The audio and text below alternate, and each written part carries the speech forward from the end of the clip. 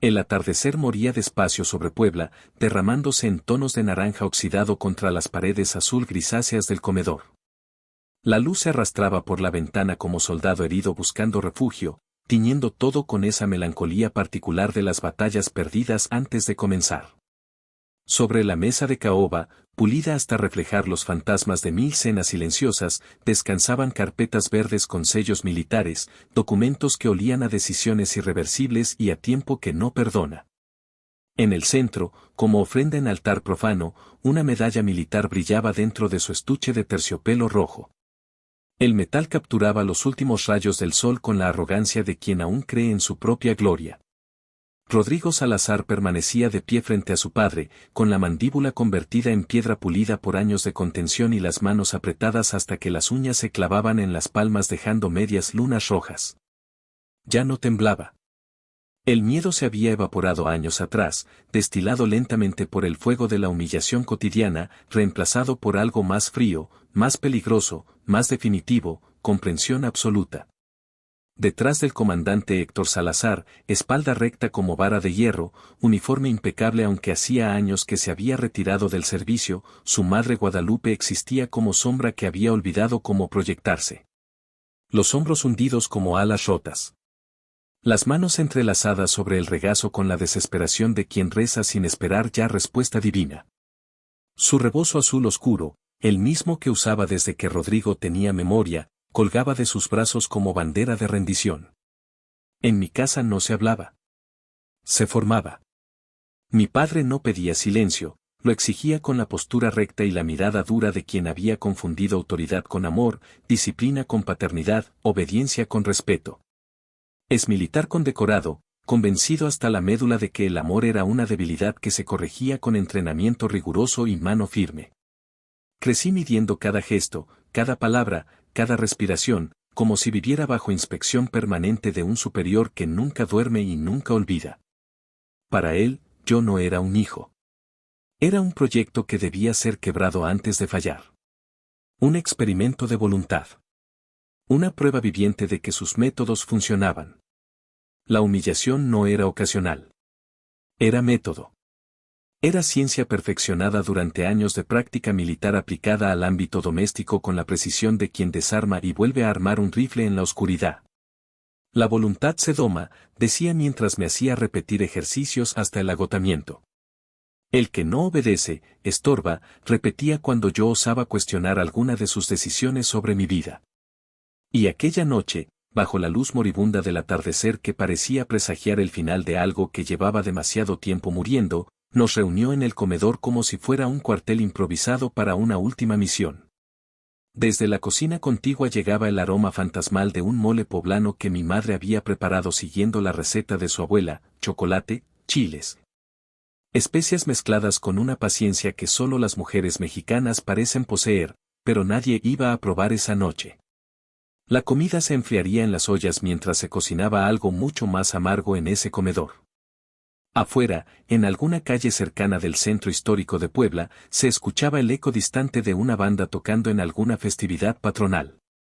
Trompetas y tambores celebrando algo que para nosotros no existía, recordándonos que el mundo seguía girando indiferente a nuestros pequeños apocalipsis privados. La pared azul grisácea parecía aún más fría bajo la luz moribunda, como si absorbiera todo el calor que alguna vez pudo haber existido en esa casa.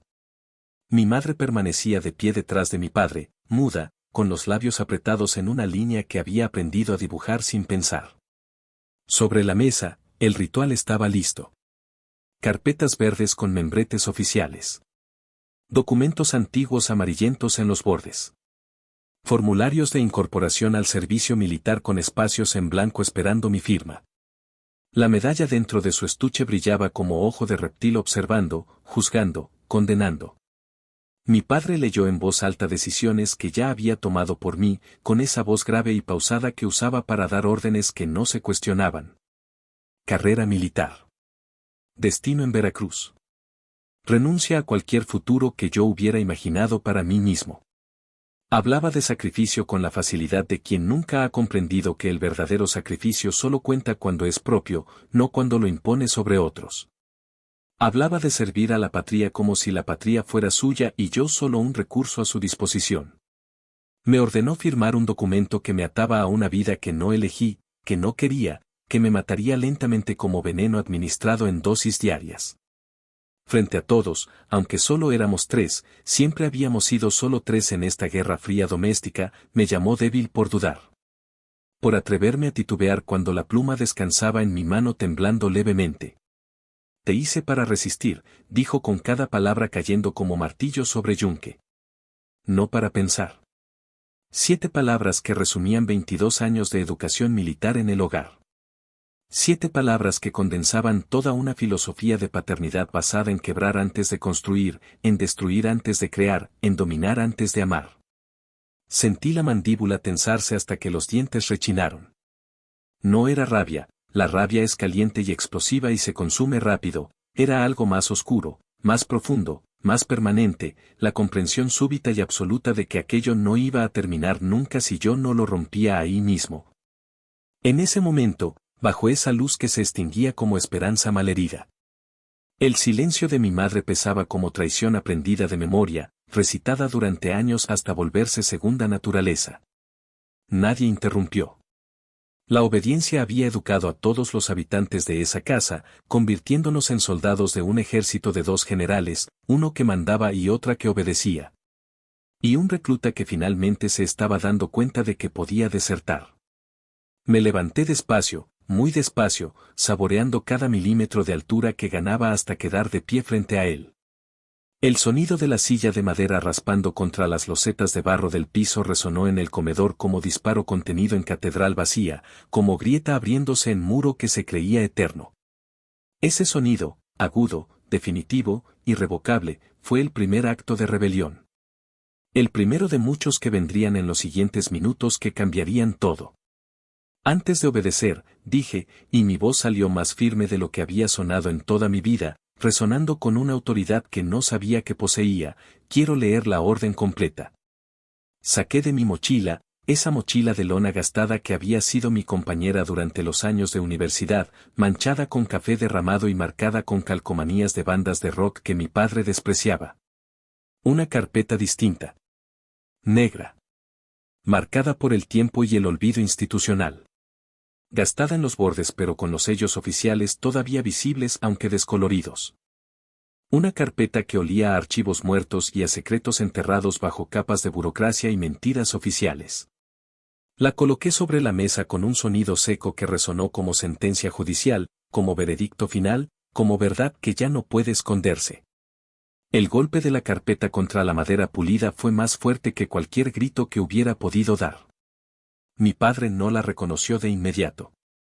Sus ojos, esos ojos grises que había visto toda mi vida mirándome con decepción perpetua, se posaron sobre la carpeta con curiosidad primero, luego con algo parecido a la inquietud. Cuando vio el encabezado, cuando leyó las primeras palabras del sello oficial, cuando comprendió que era exactamente lo que yo había puesto frente a él, su respiración cambió. Se volvió irregular. Entrecortada. Como motor que empieza a fallar antes del colapso total. Mi madre levantó la vista por primera vez en toda la tarde, con los ojos enrojecidos por lágrimas que había estado conteniendo desde antes de que yo llegara. Y miró la carpeta negra como si fuera objeto maldito que materializaba todos los fantasmas que ella había intentado mantener encerrados en el ropero de los secretos familiares. Sus manos se aferraron al rosario que siempre llevaba en el bolsillo de su delantal, un rosario de cuentas de madera que había pertenecido a su madre, y a la madre de su madre, y comenzó a rezar en silencio. Los labios se movían formando oraciones que ya no creía que fueran escuchadas pero que repetía por costumbre, por superstición, por desesperación. Era un informe interno, fechado en 1998, que nunca llegó a archivo público. Clasificado como secreto militar. Enterrado en los sótanos de archivos olvidados del cuartel donde mi padre había servido durante los años más oscuros del conflicto en Chiapas. Una operación fallida que se convirtió en masacre. Un error táctico que se transformó en crimen encubierto. Una orden ilegal que él, el comandante Héctor Salazar, condecorado, respetado, ejemplar, había firmado sin temblar la mano, ejecutado sin cuestionar la ética, encubierto sin perder el sueño. Una orden que costó 15 vidas. Civiles inocentes confundidos con insurgentes. 3 familias completas borradas del mapa en una madrugada de niebla y terror. 6 de esas vidas eran niños que no llegaron a ver la luz del día siguiente. La medalla sobre la mesa, esa medalla que brillaba con arrogancia de héroe de guerra, dejó de brillar en ese momento. O tal vez fue solo que la luz del atardecer finalmente se rindió y dejó entrar la noche que había estado esperando su turno con paciencia de verdugo. La oscuridad comenzó a llenar el comedor como agua subiendo en habitación sellada, lenta pero inevitable. Abrí la carpeta con movimientos deliberados, ceremoniosos, como sacerdote preparando ritual de exorcismo. Las hojas crujieron con ese sonido particular del papel viejo que ha guardado secretos durante demasiado tiempo y finalmente puede respirar. Leí sin elevar la voz. No necesitaba gritar. La verdad no requiere volumen para ser devastadora. Cada línea que pronunciaba desarmaba la épica que él había construido durante años para justificar su tiranía doméstica, para dar sentido a su crueldad metodológica, para convertir su autoritarismo en amor mal entendido. Si él había sido capaz de dar órdenes ilegales, de encubrir masacres, de sacrificar inocentes por medallas y ascensos, ¿qué validez tenía su concepto de honor? ¿Qué autoridad moral lo respaldaba para exigirme obediencia ciega? Mostré testimonios transcritos de sobrevivientes. Fechas exactas que coincidían con operativos negados oficialmente. Firmas, la suya entre ellas, clara, legible, inconfundible, en órdenes que violaban todos los protocolos de enganche. Fotografías borrosas de fosas comunes que nunca debieron existir. Nombres de los muertos escritos con tinta descolorida pero todavía legible: María Concepción López, 34 años. Juan Carlos Méndez, 8 años. Rosa Elena Fuentes, 41 años. La lista continuaba como letanía de fantasmas que finalmente encontraban voz. La autoridad de mi padre no se derrumbó con gritos. Se desplomó con la precisión quirúrgica de los hechos irrefutables. Intentó interrumpir varias veces: la costumbre de mandar es difícil de romper, pero descubrió que la costumbre de mandar no sirve contra el papel que no olvida, que no obedece, que simplemente es. La obediencia no limpia crímenes, dije finalmente, cerrando la carpeta pero dejándola sobre la mesa como evidencia que no desaparecería aunque él lo deseara. Solo los hereda. Y yo me niego a heredar los tuyos. Mi madre lloró en silencio, con lágrimas rodando por mejillas que parecían haber envejecido 10 años en esos 10 minutos. Lloraba por todo, por las vidas perdidas que nunca conoció, por el hombre que había amado y que resultó ser alguien completamente distinto, por el hijo que acababa de romper las cadenas que ella nunca tuvo valor de cortar. Por los años perdidos en una casa que se parecía más a prisión que a hogar. Mi padre se quedó rígido en su silla, con las manos aferradas a los reposabrazos como náufrago aferrado a tabla a la deriva. Atrapado entre el honor que había predicado durante décadas y la verdad que lo desenmascaraba como fraude. Su rostro, curtido por años de sol militar y endurecido por la certeza de quien nunca duda, se desmoronó como castillo de naipes bajo viento súbito. No firmé nada. Guardé los documentos originales en la carpeta negra, le dejaría las copias para que pudiera confrontar su pasado en las noches de insomnio que sabía que vendrían, y metí la carpeta en mi mochila. El sonido de la cremallera cerrándose fue definitivo como cerrojo de celda. Di media vuelta. Los pasos que me llevaron hacia la puerta del comedor fueron los más largos y a la vez los más cortos de mi vida. Cada uno pesaba como montaña pero se sentía como liberación.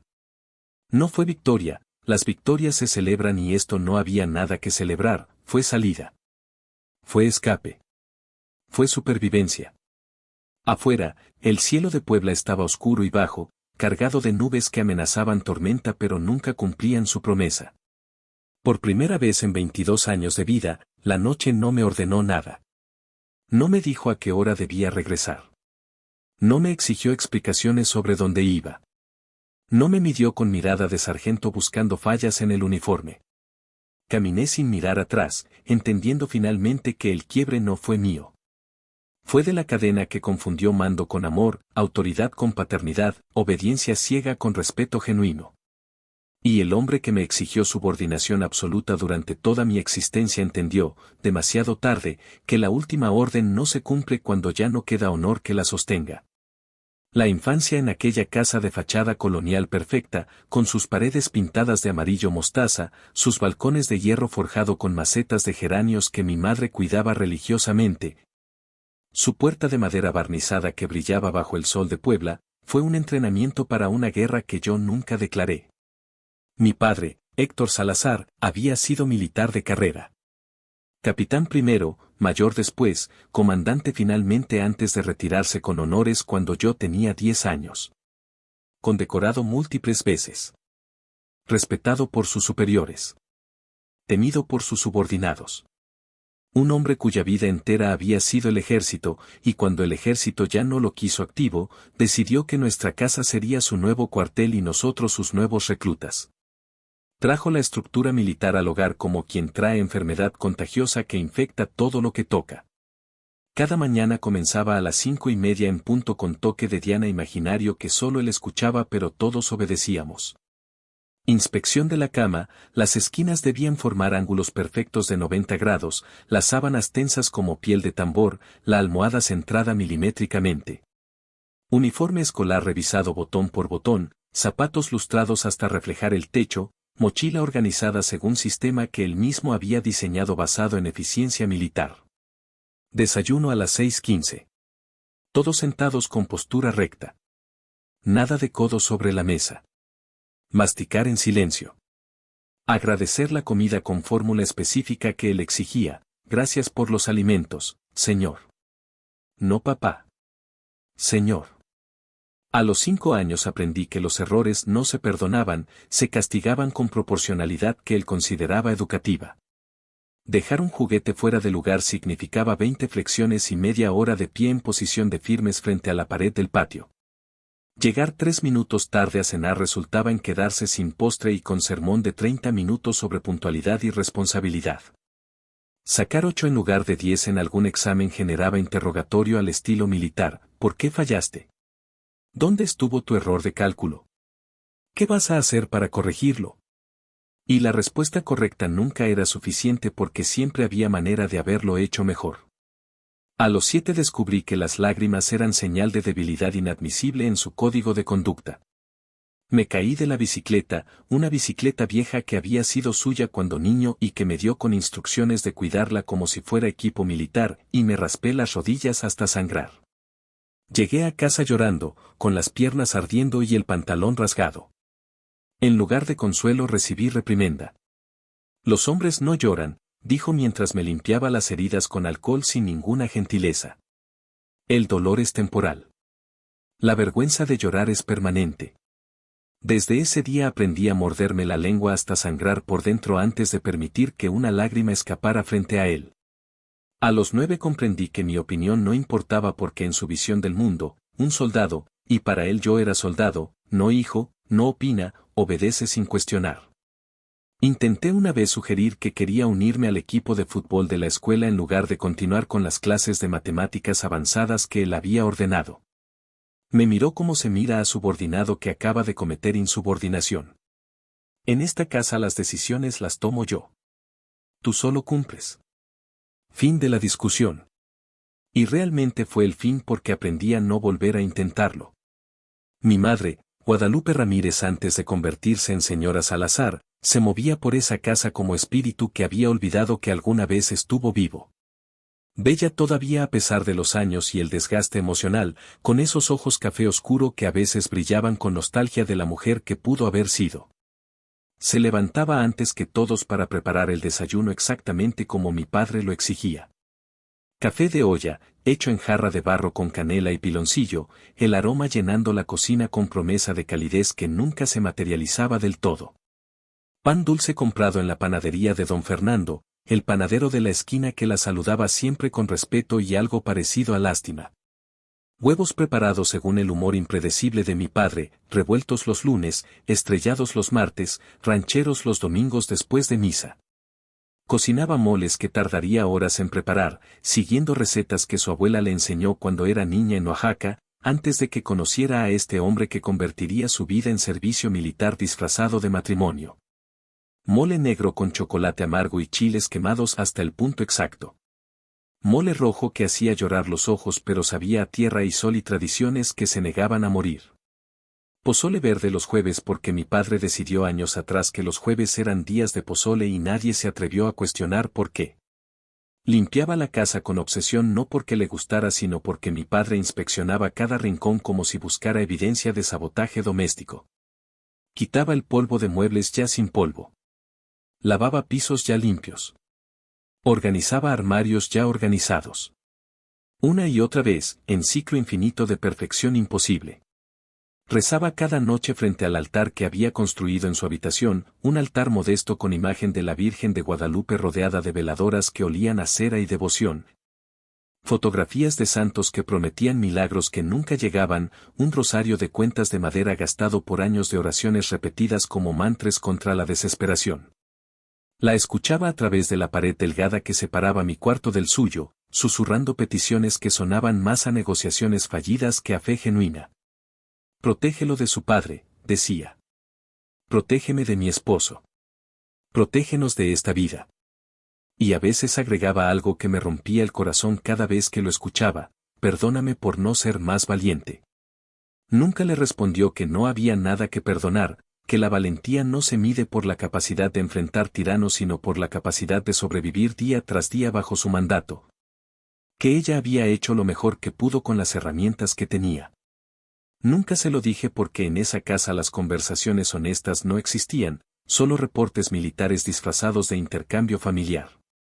Los domingos, después de misa obligatoria en la Catedral de Puebla, donde nos sentábamos siempre en la misma banca, cuarta fila del lado izquierdo, porque mi padre creía que la consistencia era virtud cardinal. Regresábamos a casa en silencio casi ceremonial. Él conducía su camioneta Ford vieja pero inmaculadamente mantenida con las manos en posición de 10 y 2 sobre el volante, exactamente como enseñaban en las academias militares de conducción. Los ojos fijos en la carretera como si cada viaje fuera misión táctica que requería concentración absoluta. Mi madre ocupaba el asiento del copiloto mirando por la ventana los jacarandás que florecían en primavera, transformando las calles de Puebla en túneles de flores moradas que caían como lágrimas perfumadas. Yo sabía que ella contaba los árboles, 1, 2, 3, 4, no porque le importaran los números sino porque contar era manera de mantener la mente ocupada en algo que no fuera pensar en nada.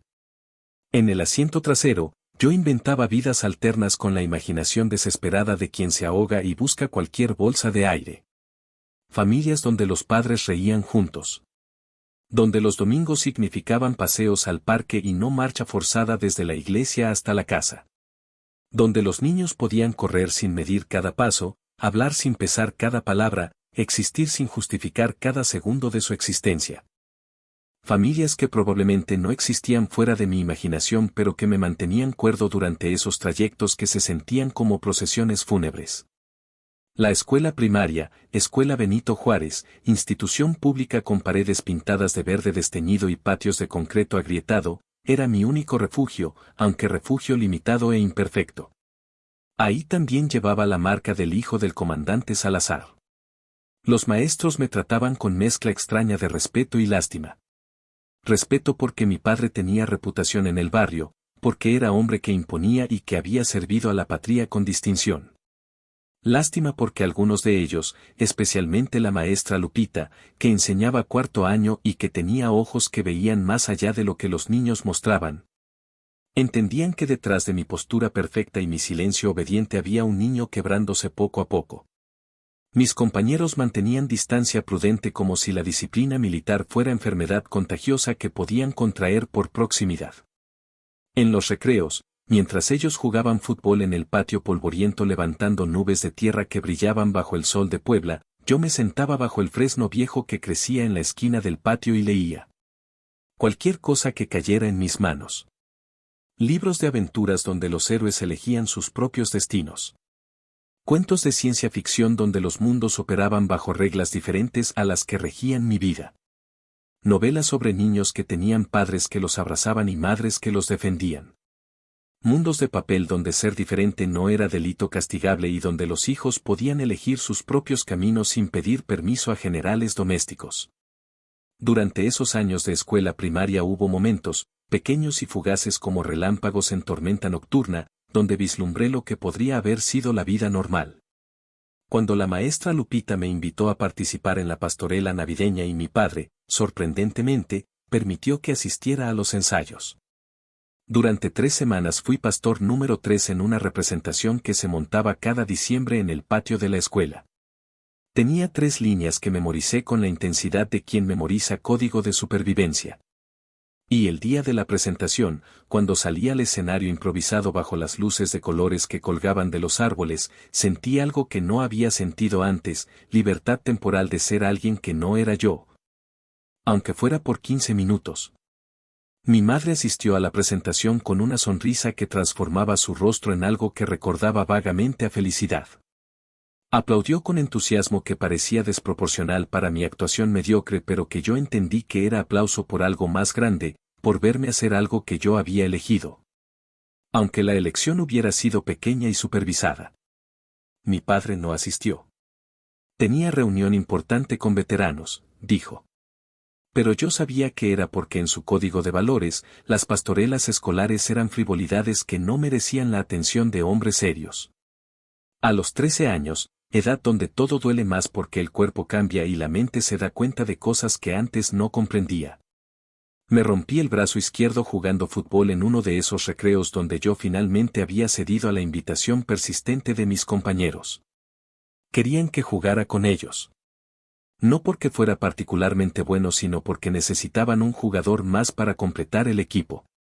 Acepté con la emoción secreta de quien recibe invitación a club exclusivo. Estaba en la portería, posición que me asignaron porque era alto para mi edad y porque nadie más quería ser portero. Un compañero, Javier, niño robusto que soñaba con ser futbolista profesional, lanzó un tiro fuerte que venía alto. Salté para atajarlo, calculé mal la distancia, y caí con todo el peso sobre el brazo izquierdo. El sonido del hueso rompiéndose fue audible incluso sobre los gritos de los otros niños. Un chasquido seco como rama quebrándose. El dolor fue inmediato, absoluto, cegador, como si alguien hubiera prendido fuego a mi brazo desde dentro. Mis compañeros corrieron a buscar a los maestros. El maestro de educación física, un hombre fornido que siempre olía a cigarro mentolado y linimento, me cargó hasta la dirección mientras yo intentaba no gritar porque los gritos eran debilidad y la debilidad era inaceptable. La directora llamó a mi madre.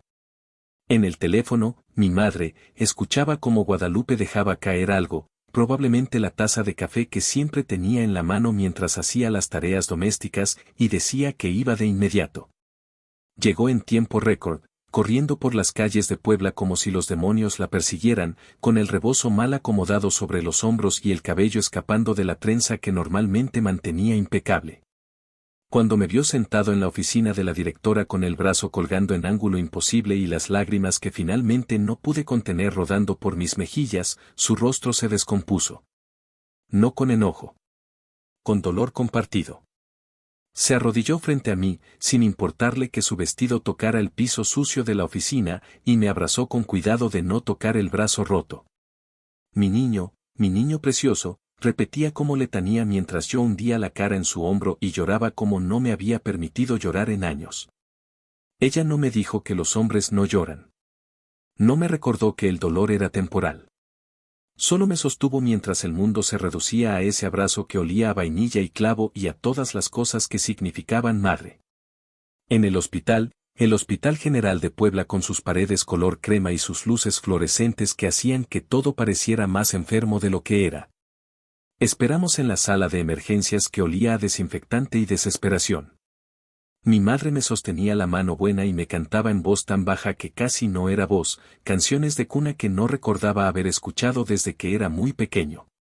Duerme mi niño, duerme mi sol, duerme pedazo de mi corazón. Y a pesar del dolor que atravesaba mi brazo como hierro al rojo vivo, me sentí más seguro que en años. Cuando mi padre llegó una hora después de que ya me habían enyesado el brazo y dado analgésicos que hacían que todo pareciera envuelto en algodón, Entró a la sala de espera todavía con uniforme que usaba para sus reuniones de veteranos. La gorra bajo el brazo. La espalda recta. El rostro que no revelaba emoción alguna más allá de evaluación táctica de la situación. Se acercó a la silla donde yo estaba sentado con mi madre a mi lado y me miró de manera que hacía que el brazo roto doliera menos que la decepción en sus ojos. ¿Cómo pasó?, preguntó. No con preocupación. Con necesidad de reporte táctico. Estaba jugando fútbol y caí mal, respondí, con voz que salía pequeña y débil a pesar de mis intentos de sonar firme. ¿Te empujaron?, preguntó con tono que sugería que si me habían empujado eso sería al menos explicación aceptable. No, señor. Salté para atajar y caí mal. Asintió. No con comprensión.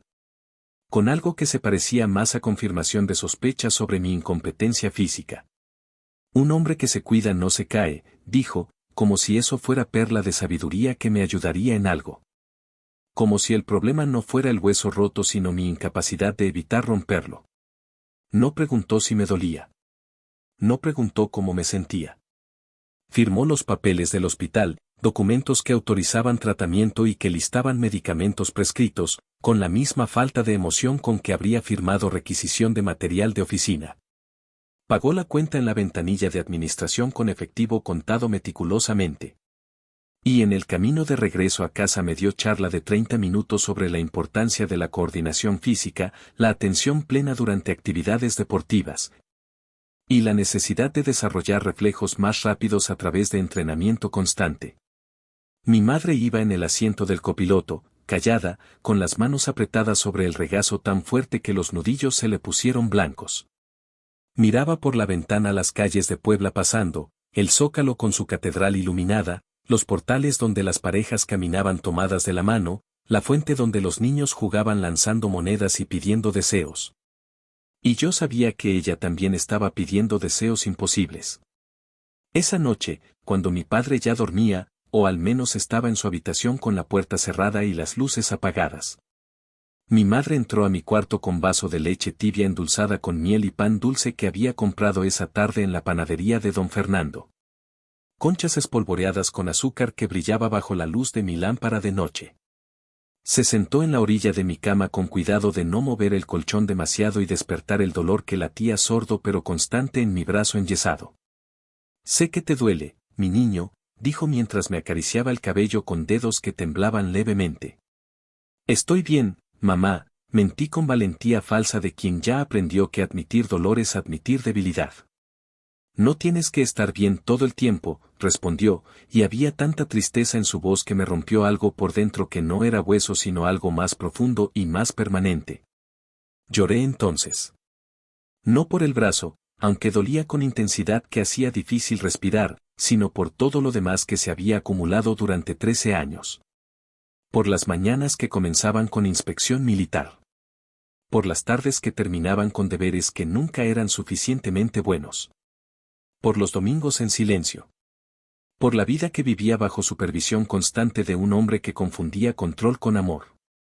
Ella me abrazó con todo el cuidado del mundo de no tocar el yeso, de no presionar nada que doliera, y yo me aferré a su rebozo. Ese rebozo azul oscuro que olía a vainilla y canela y lavanda y cocina y oraciones nocturnas, como si fuera lo único real en mi vida. Durante 6 semanas llevé ese yeso como insignia de mi única rebelión exitosa. Mi padre lo veía cada mañana durante el desayuno con desaprobación silenciosa, como si el yeso fuera recordatorio visual de mi fracaso en mantener el cuerpo en condiciones operativas óptimas. Mis compañeros de escuela lo firmaron con plumones de colores, mensajes de recuperación pronta, dibujos de caricaturas, chistes internos que solo nosotros entendíamos. Convirtiendo el yeso blanco en mosaico de colores y afecto que mi padre consideraba infantil e inapropiado. La adolescencia no suavizó nada. Al contrario. A medida que crecía en altura y en conciencia, mi padre aumentaba las exigencias como si estuviera en carrera contra tiempo que solo él percibía. A los 15 años, cuando otros jóvenes de Puebla exploraban su identidad entre fiestas quinceañeras y primeros amores y música que sus padres no aprobaban, mi padre me inscribió sin consultar en programa paramilitar para jóvenes.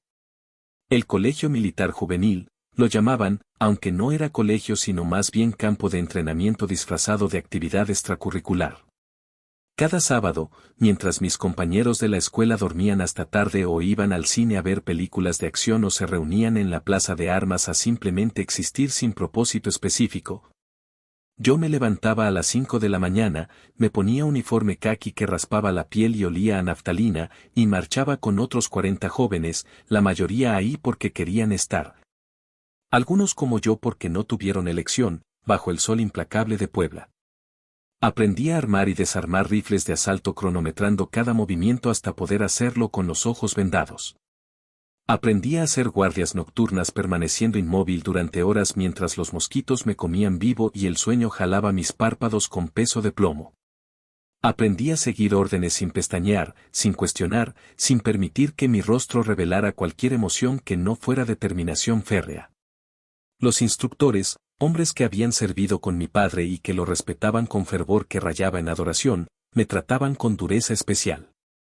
El hijo del comandante Salazar no puede mostrar debilidad, decían mientras me hacían repetir ejercicios hasta que los músculos temblaban y la visión se nublaba. No me preguntó si quería.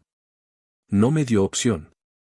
Me informó un viernes en la cena, tacos de cecina que mi madre había preparado con todo el amor que podía inyectar en comida que nadie disfrutaría bajo tensión, que el sábado comenzaba mi entrenamiento. ¿Qué era lo que necesitaba? Que los hombres se forjan bajo presión como el acero se templa en fuego. Que él había pasado por cosas infinitamente peores durante su formación y había salido más fuerte, más capaz, más hombre. El problema, pensaba yo durante esas marchas interminables bajo sol que derretía el asfalto, no era que él hubiera pasado por cosas peores. El problema era que habiendo pasado por ellas, habiendo experimentado ese quebramiento de voluntad, decidía infligir lo mismo sobre mí en lugar de protegerme de ello.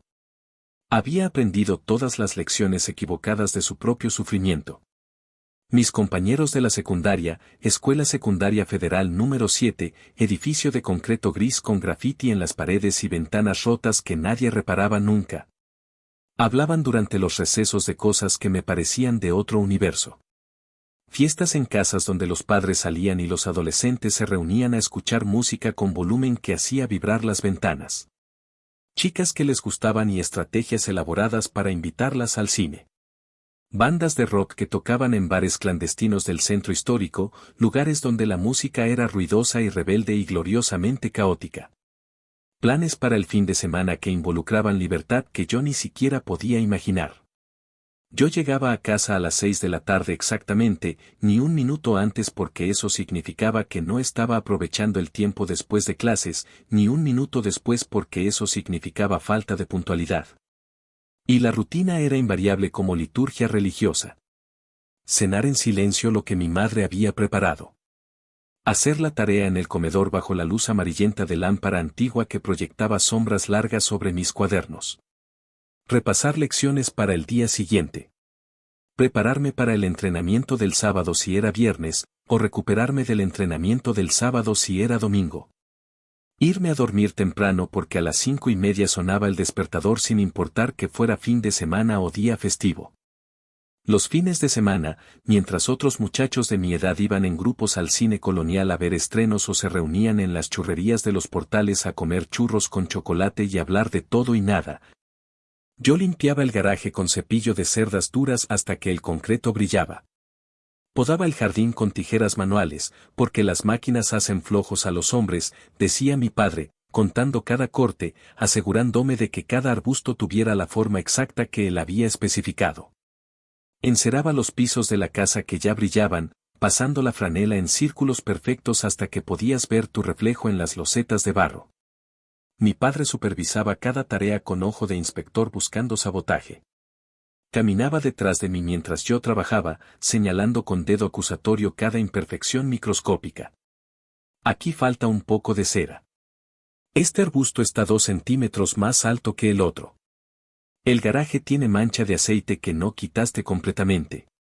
Si no lo haces bien, lo repites, decía. Y lo repetía. 1, 2, 3 veces hasta que él considerara que alcanzaba su estándar de perfección imposible. Mi madre me observaba desde la ventana de la cocina mientras las tortillas se cocían en el comal y el frijol hervía en la olla de barro. Me miraba con ojos que contenían disculpas silenciosas, con manos que se retorcían el delantal como si quisiera retorcer el tiempo mismo y deshacer las decisiones que la habían traído a esta vida. A veces, cuando mi padre salía a sus reuniones de veteranos. Juntas semanales en cantinas cerca del Zócalo donde hombres viejos se emborrachaban con tequila barato y revivían guerras que probablemente no habían sido tan gloriosas como recordaban.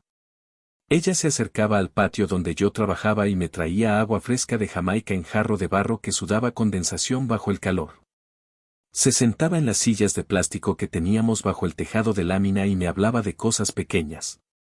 De cómo había estado el día en el mercado. De que la señora Contreras le había preguntado por mí. De que don Fernando el panadero le había regalado pan extra porque se había quemado un poco y no podía venderlo pero estaba perfectamente comible. Conversaciones ordinarias que en esa casa eran extraordinarias por el simple hecho de existir sin tensión militar subyacente. ¿Por qué no le dices que pare?, le pregunté una tarde de domingo cuando yo tenía 16 años y el cansancio de una vida entera comprimida en pecho de adolescente. Habíamos terminado la rutina del día, garaje limpio, jardín podado, pisos encerados, y estábamos sentados bajo el tejado viendo cómo el sol se ponía detrás de los volcanes que rodean Puebla, tiñendo el cielo de naranjas y rosas que parecían demasiado hermosos para mundo donde yo vivía. Ella tardó en responder. Miraba las bugambilias que trepaban por el muro del fondo del patio, sus flores fucsia ardiendo bajo la luz del atardecer como pequeñas llamas de esperanza obstinada. Las mariposas revoloteaban alrededor de las flores y pájaros cantaban en los árboles de la calle y el mundo continuaba existiendo en su indiferencia hermosa mientras nosotros nos ahogábamos lentamente en esa casa. Porque hace muchos años, dijo finalmente con voz que apenas era susurro, intenté contradecirlo. Intenté decirle que estaba siendo demasiado duro contigo. Que eras solo un niño y que los niños necesitan ternura además de disciplina. Y aprendí que hay batallas que no se pueden ganar. Solo se pueden sobrevivir. Y decidí que era mejor sobrevivir para estar aquí contigo, aunque fuera en silencio, que morir en batalla que no tenía posibilidad de victoria. No me estás protegiendo, mamá, dije, y había amargura en mi voz que lamenté de inmediato porque sabía que no era su culpa. Estás viendo cómo me destroza pieza por pieza y no haces nada. Las lágrimas rodaron por sus mejillas bronceadas por años de caminar bajo sol de Puebla para hacer mandados y visitar iglesias y hacer todo lo que se esperaba que las esposas hicieran. No intentó detenerlas. No se las limpió. Solo las dejó caer sobre su regazo mientras sus manos apretaban el rosario que siempre llevaba consigo. Lo sé, mi vida. Lo sé. Y vivo con esa culpa cada día. Me despierto con ella y me duermo con ella. Es peso que cargo y que nunca puedo dejar. Pero tienes que entender que si intento detenerlo, él se pondrá peor. Conozco a ese hombre. He vivido con él suficiente tiempo para saber que la contradicción solo alimenta su necesidad de control. Y si se pone peor, ambos sufriremos más. Así que elegí el sufrimiento menor. Elegí sobrevivir. No es vida, mamá. Es solo muerte lenta. Lo sé, repitió, y el peso de esas dos palabras parecía aplastarla. Pero es la muerte lenta que elegí cuando me casé con él. Y no tengo fuerza para elegir otra cosa ahora. Hubo momento, breve como suspiro pero real, en que consideré seriamente irme. Tenía 17 años. Mi compañero Emilio, el único amigo cercano que había logrado mantener a pesar de las restricciones de mi padre. Se había mudado a Guadalajara para estudiar diseño gráfico en universidad que no requería examen de admisión. Me había dicho que podía quedarme con él unos meses si necesitaba escapar. Su familia tenía departamento pequeño cerca de la universidad y había cuarto extra que usaban como bodega pero que podía convertirse en habitación temporal. Empecé a planear. Ahorré dinero del poco que mi padre me daba para gastos escolares, guardando peso por peso en calcetín escondido en fondo de mi closet. Empaqué mentalmente lo esencial, algo de ropa, documentos importantes, el cuaderno donde escribía pensamientos que nunca compartía con nadie. Elegí fecha. El último viernes de noviembre. Después de que mi padre se fuera a su reunión semanal de veteranos. Saldría por la madrugada, tomaría autobús de las 6, y para cuando ellos despertaran yo ya estaría a mitad de camino a Guadalajara y a lo que esperaba fuera libertad. La noche antes de mi fecha de escape planeada, mi madre sufrió crisis de ansiedad tan severa que tuvieron que llevarla a emergencias del hospital. Mi padre no estaba, había salido temprano a Junta Especial de Veteranos en Ciudad de México y no regresaría hasta tarde, y fui yo quien la encontró. Eran las 10 de la noche. Yo estaba en mi cuarto repasando mi plan de escape por enésima vez cuando escuché ruido extraño de la cocina. Como jadeo. Como si alguien no pudiera respirar.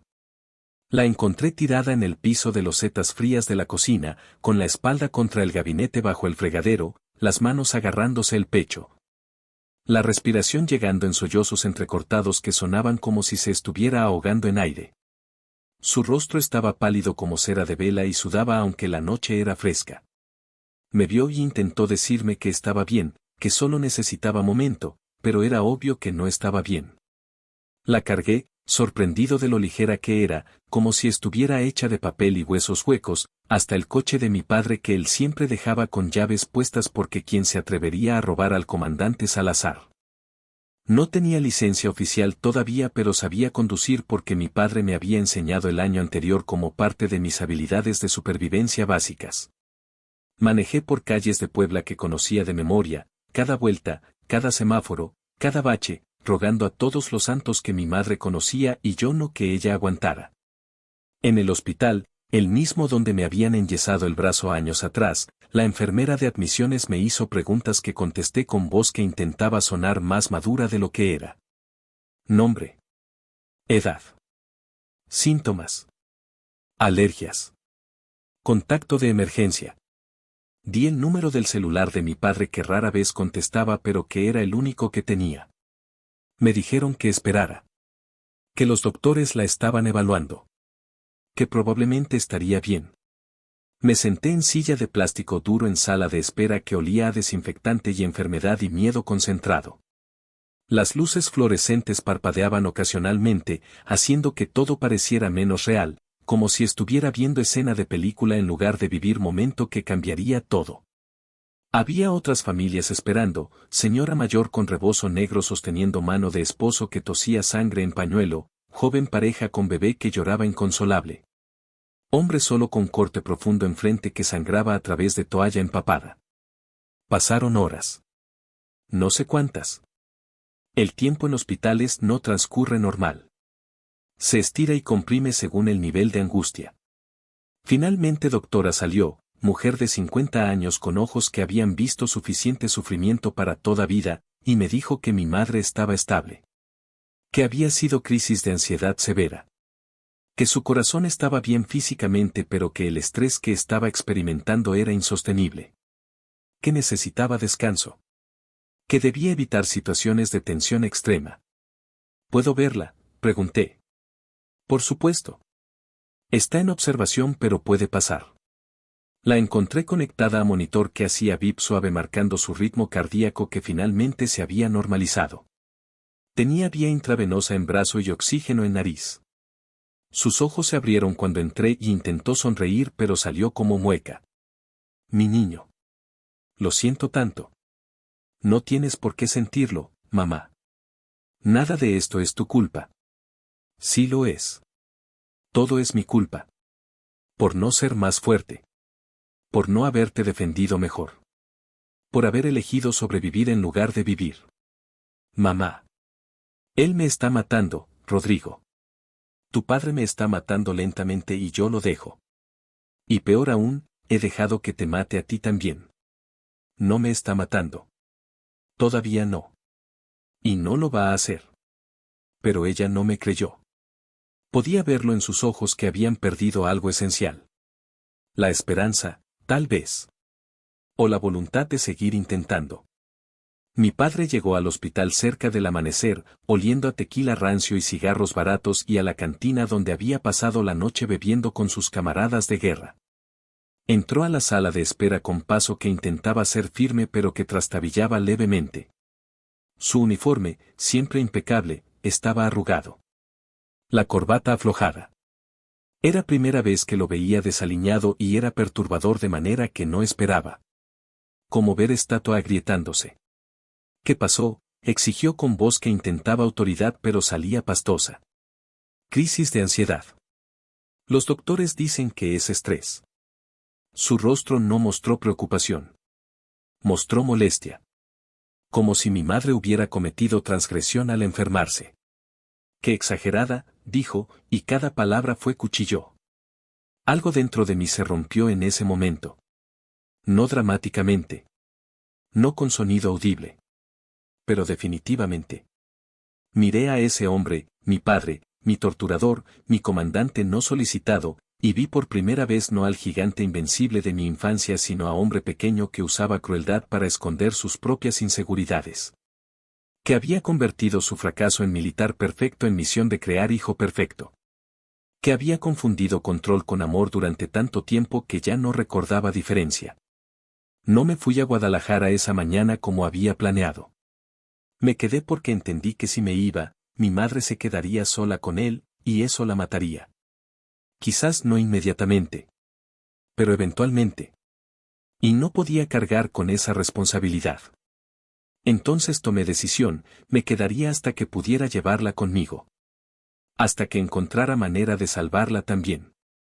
Los años de universidad fueron mi primer respiro de libertad, aunque libertad condicionada y vigilada. Mi padre decidió, por supuesto que decidió él, que estudiaría ingeniería civil en la Universidad Autónoma de Puebla. Yo quería arquitectura. Quería diseñar espacios hermosos donde la gente pudiera vivir sin sentir que las paredes los vigilaban. Quería crear edificios que contaran historias de esperanza en lugar de historias de control. Quería construir plazas donde las familias pudieran reunirse y los niños pudieran correr sin medir cada paso. Quería diseñar hogares que fueran realmente hogares y no cuarteles disfrazados. Pero mi padre dijo que arquitectura era para soñadores.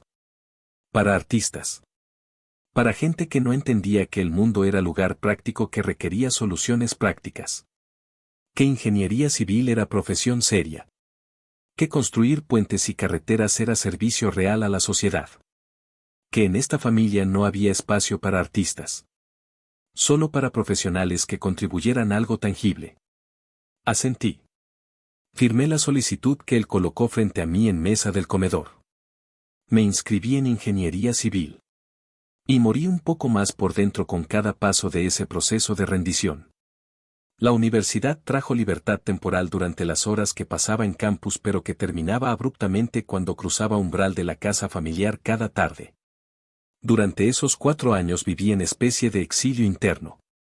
Mi cuerpo asistía a clases en aulas que olían a gis y ambición juvenil. Mi mente tomaba notas sobre cálculo estructural y resistencia de materiales y dinámica de fluidos. Mis manos resolvían ecuaciones que predecían cómo los edificios resistirían terremotos y cómo los puentes soportarían peso de camiones cargados. Pero mi espíritu flotaba en algún lugar fuera de mi cuerpo, observando desde distancia segura, protegiéndose del dolor de vivir vida que no había elegido. Mis compañeros de ingeniería hablaban con pasión de proyectos futuros. De rascacielos que diseñarían. De sistemas de transporte que revolucionarían ciudades. De empresas que fundarían. Tenían luz en los ojos que yo no reconocía porque mi luz se había apagado años atrás. Para ellos el futuro era posibilidad infinita. Para mí era solo otra serie de órdenes que cumplir, de expectativas que satisfacer, de estándares imposibles que alcanzar.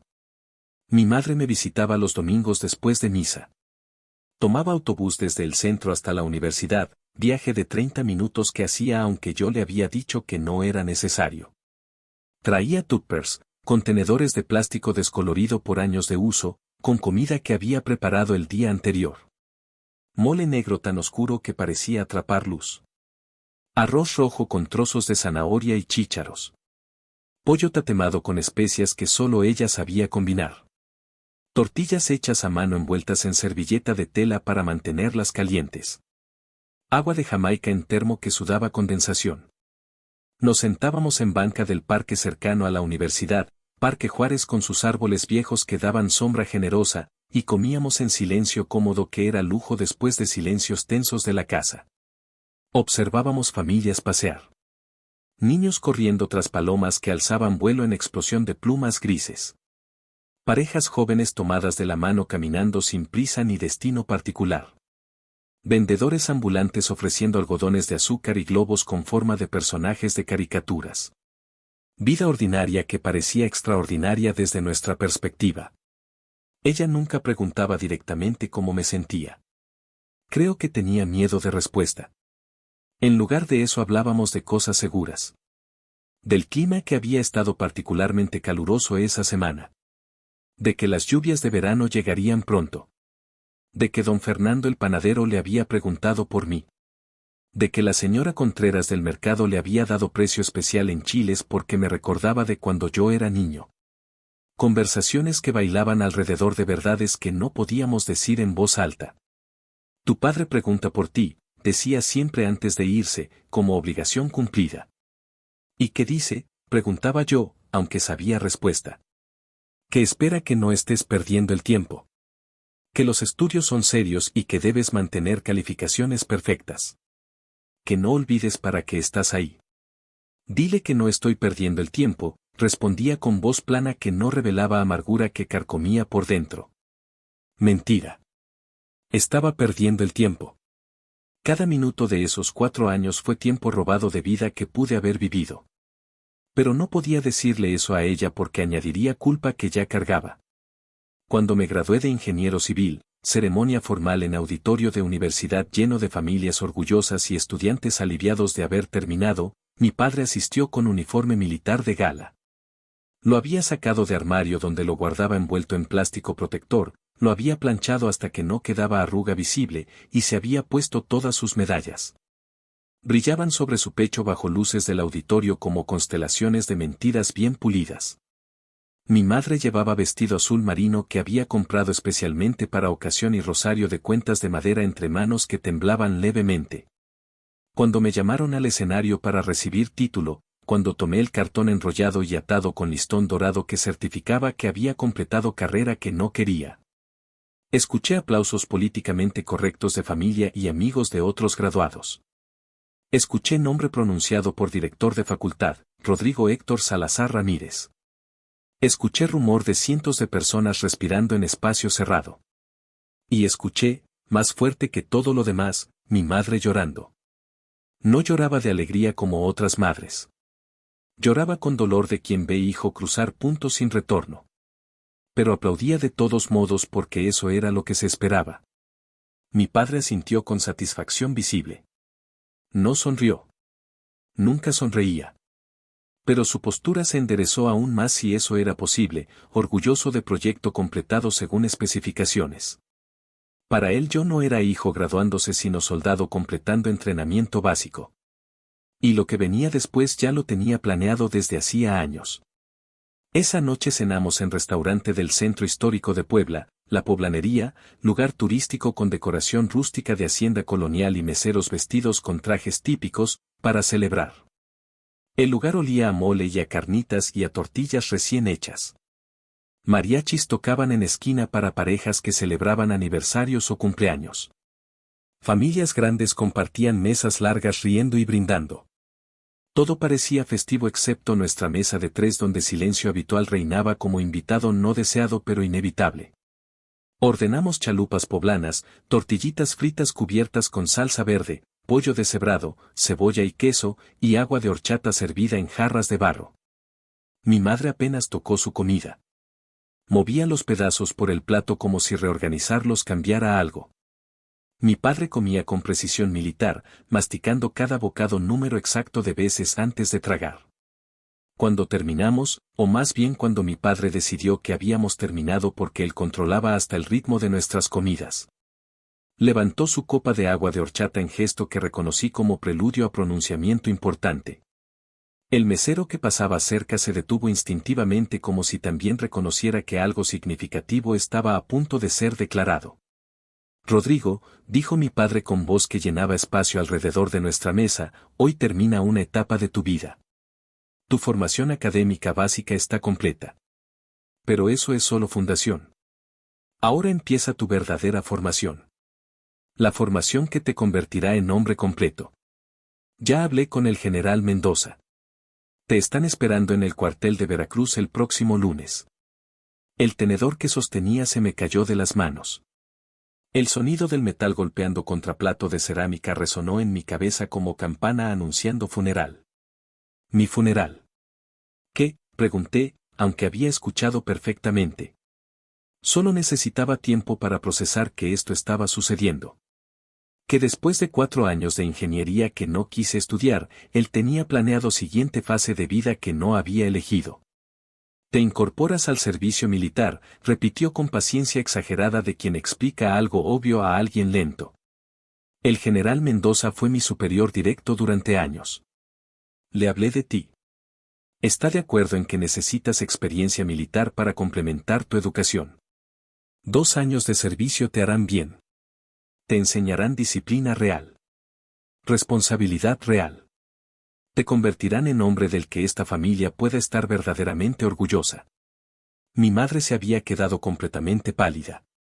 Sus manos apretaban el rosario bajo la mesa con fuerza que hacía que nudillos brillaran blancos bajo luz de velas que decoraban las mesas. Héctor, dijo con voz pequeña que apenas se escuchaba sobre el ruido del restaurante, no habíamos hablado de esto. ¿No me dijiste qué? No es algo que se discute, Guadalupe, interrumpió mi padre sin mirarla. Es algo que se decide. He tomado la decisión. Rodrigo se reportará el lunes en Veracruz. Fin de la conversación. Sentí que el restaurante se achicaba a mi alrededor. Las conversaciones en otras mesas se volvieron ruido blanco sin significado. El olor a comida que minutos antes parecía apetitoso se transformó en algo nauseabundo que revolvía estómago. Los mariachis seguían tocando pero su música sonaba distorsionada, como si viniera de muy lejos o debajo del agua. Miré a mi padre, realmente lo miré quizás por primera vez en años, y algo dentro de mí se quebró. No con estruendo dramático sino con precisión quirúrgica de corte limpio. No voy a ir, dije. Las palabras salieron más firmes de lo que esperaba. 3 palabras. 11 letras. Un acto de rebelión absoluta. El silencio en nuestra mesa fue tan absoluto que parecía absorber todo sonido circundante. Mi padre dejó su copa de horchata sobre mantel bordado con movimiento deliberadamente lento, controlado, peligroso. Me miró con esos ojos grises que habían intimidado a soldados, a subordinados, a su propia familia durante décadas. «¿Perdón?», preguntó con calma que daba más miedo que cualquier grito. La calma que precede a tormenta. No voy a ir al servicio militar. No voy a Veracruz. No voy a reportarme con ningún general. No voy a ningún cuartel. Mi madre cerró los ojos como si con eso pudiera desaparecer. Como si no estar presente visualmente la eximiera de estar presente en momento que definiría todo lo que seguiría. Sus labios se movían en oración silenciosa tan rápida que las palabras se mezclaban unas con otras. Santa María Madre de Dios ruega por nosotros pecadores ahora y en la hora de nuestra muerte. Amén. Vas a ir, dijo mi padre con esa voz que había usado durante 22 años para dar órdenes que no se cuestionaban, porque ya está decidido. Porque es lo mejor para ti. Porque yo, tu padre, lo ordeno. Porque en esta familia las decisiones importantes las tomo yo. Porque no tienes opción. No. Esa palabra. Esa sílaba. 2 letras que llevaba 22 años queriendo pronunciar. Sonó extraña en mi boca. Nueva. Peligrosa. Liberadora. Aterradora.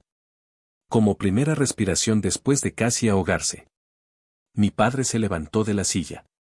No violentamente. Con control absoluto. Con dignidad de quien está acostumbrado a que sus órdenes se cumplan sin importar cuánto tiempo tome. Se paró frente a mesa mirándome de arriba abajo con todo peso de su autoridad. Vamos a casa, ordenó. Hablaremos allá donde podamos tener conversación privada lejos de testigos. Esta discusión no es apropiada para lugar público. No hay nada que discutir, respondí, manteniendo voz firme aunque sentía que todo dentro de mí temblaba. Ya tomé mi decisión. No voy a ir. Y nada de lo que digas va a cambiar eso. Rodrigo, intentó mediar mi madre con voz rota por lágrimas que estaba conteniendo con esfuerzo sobrehumano. Por favor, mi niño. Estoy bien, mamá, le dije, y quise creer que era verdad. Por primera vez en mi vida, estoy bien. Porque por primera vez en mi vida, estoy eligiendo. Salimos del restaurante en procesión sombría. Mi padre adelante con espalda recta y mandíbula apretada. Mi madre detrás caminando con pasos pequeños y vacilantes de quien camina hacia ejecución. Yo al final, con corazón latiendo tan fuerte que sentía pulso en garganta pero con determinación que no había sentido nunca. El mesero nos observó partir con expresión de confusión mezclada con lástima. Los mariachis seguían tocando para parejas felices que no tenían idea del drama que acababa de desarrollarse a pocos metros de ellos. El viaje de regreso a casa fue silencioso como siempre, pero silencio era diferente. No era silencio de sumisión resignada, sino silencio de batalla inminente. Mi padre conducía con manos apretando volante hasta que nudillos brillaban blancos. Mi madre rezaba en silencio en asiento del copiloto, con rosario moviéndose entre dedos temblorosos. Yo en asiento trasero miraba pasar calles de Puebla que conocía de memoria, el zócalo iluminado, la catedral con sus torres gemelas alzándose hacia cielo nocturno. Los portales donde vendedores nocturnos ofrecían chalupas y quesadillas a transeúntes tardíos, y me preguntaba si esta sería última vez que las vería desde esta perspectiva. Si lo que estaba a punto de pasar cambiaría todo de manera permanente. Cuando llegamos a casa, cuando entramos por puerta que mi madre siempre mantenía perfectamente barnizada. Cuando pasamos por sala con sus muebles cubiertos de plástico protector que nunca podíamos usar porque eran para visitas especiales que nunca llegaban, mi padre me dirigió al comedor con gesto autoritario. Siéntate, ordenó. Y ahí fue donde todo finalmente colapsó. Bajo esa luz moribunda del atardecer que había presenciado tantas humillaciones menores durante años. Sobre esa mesa de caoba que brillaba con cera de abejas y secretos enterrados. Frente a ese hombre que me había formado no en amor sino en miedo, no en respeto sino en obediencia ciega. Colocó sobre mesa carpetas que ya tenía preparadas. Por supuesto que ya las tenía preparadas. Probablemente las había preparado antes incluso de inscribirme en ingeniería. Documentos de incorporación con espacios en blanco esperando mi firma. Formularios que transferirían mi destino de mis manos a las suyas. Papeles que me convertirían de hijo a soldado oficialmente. «Vas a firmar esto», dijo. No era pregunta. Era orden. Porque es tu deber. Porque yo lo decidí. Porque no tienes otra opción real. Si la tengo, respondí. Siempre la tuve. Solo que nunca la tomé porque tenía miedo. Pero ya no tengo miedo. Te hice para resistir, dijo entonces, y cada palabra cayó como martillo sobre yunque. No para pensar. No para cuestionar. No para elegir. Te hice para obedecer. Y vas a obedecer.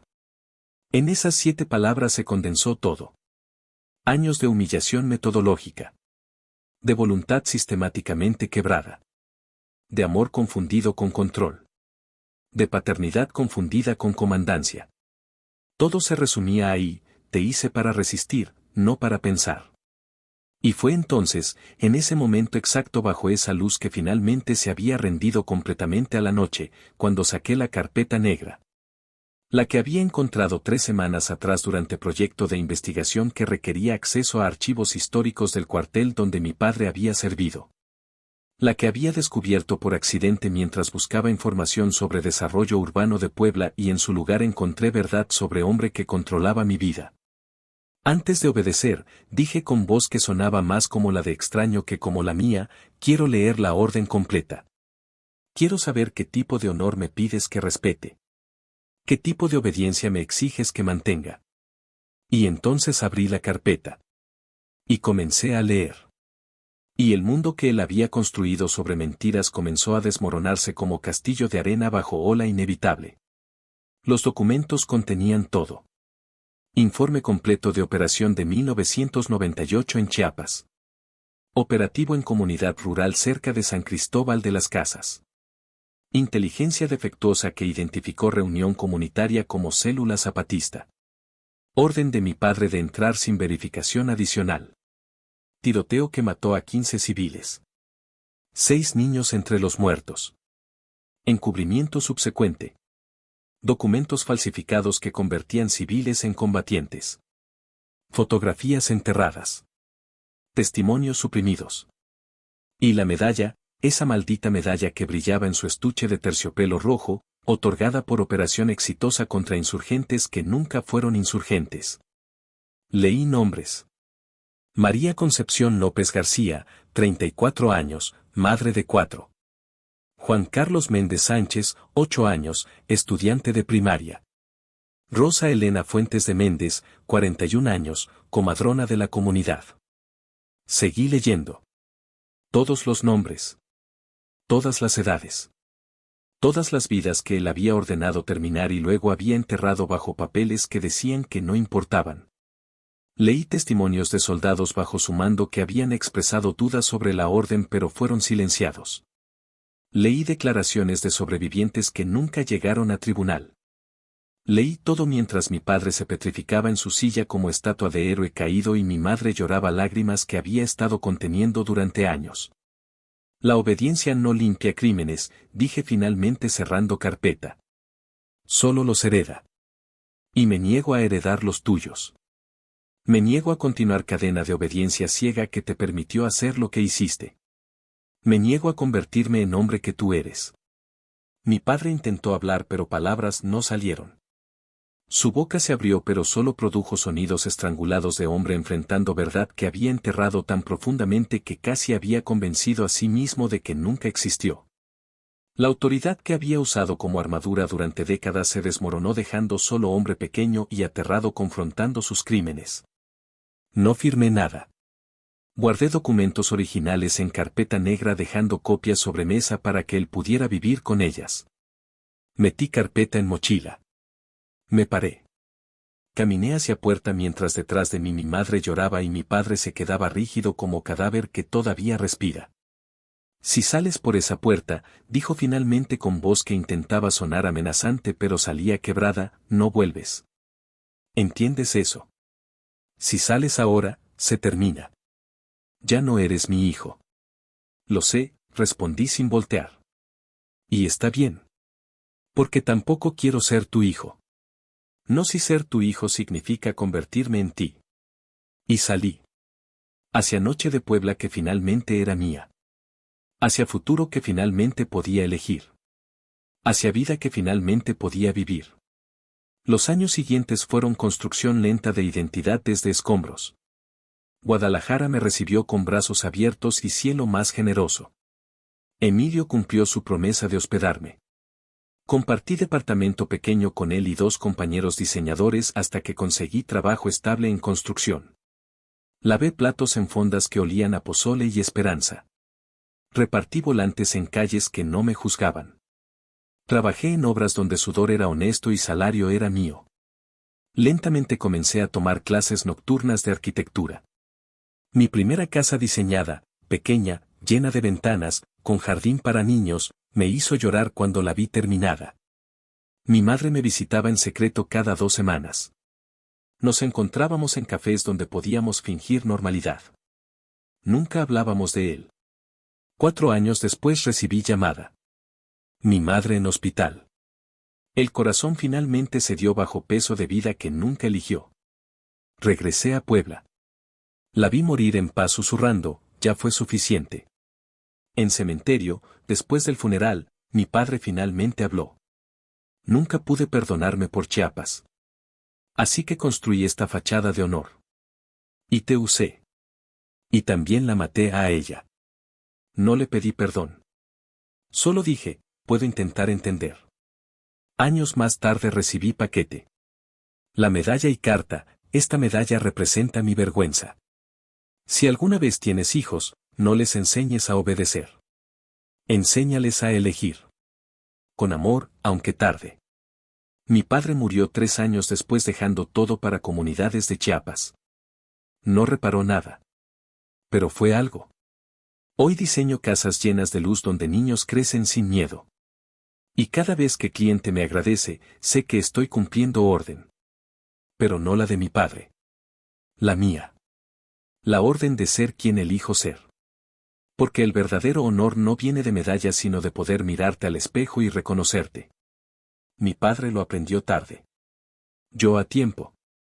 Y esa diferencia lo cambió todo.